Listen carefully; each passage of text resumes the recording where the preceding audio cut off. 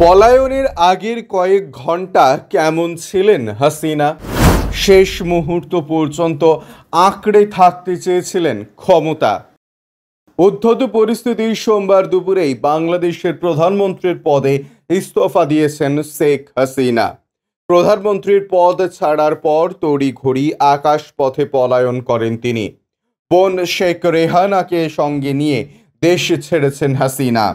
তবে এই সিদ্ধান্তের জন্য প্রথমে মোটেই প্রস্তুত ছিলেন না তিনি, বরং শেষ পর্যন্ত পরিস্থিতি সামাল দেওয়ার চেষ্টা করেছিলেন।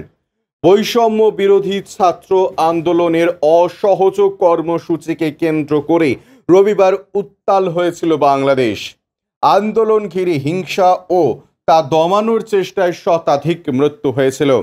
বাংলাদেশের সংবাদ মাধ্যম প্রথম আলোয় প্রকাশ, রবিবারই হাসিনার এক উপদেষ্টা ও দলীয় কয়েকজন নেতা হাসিনাকে বোঝানোর চেষ্টা করেছিলেন। একাধিক সূত্র থেকে পাওয়া তথ্যের ভিত্তিতে প্রথম আলোয় উল্লেখ, পরিস্থিতি বিবেচনা করে বাংলাদেশ সেনার হাতে ক্ষমতা তুলে দেওয়ার পরামর্শ দিয়েছিলেন তারা, কিন্তু তাতে রাজি ছিলেন না হাসিনা।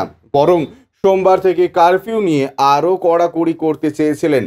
বাংলাদেশের একাধিক নিরাপত্তা বাহিনীর পদস্থ আধিকারিক সূত্রে ওই প্রতিবেদনে প্রকাশ, সোমবার বেলা 10:30 নাগাদ পুলিশের আইজিপি ও 3 বাহিনীর প্রধানকে ডাকা হয়েছিল গণভবনে।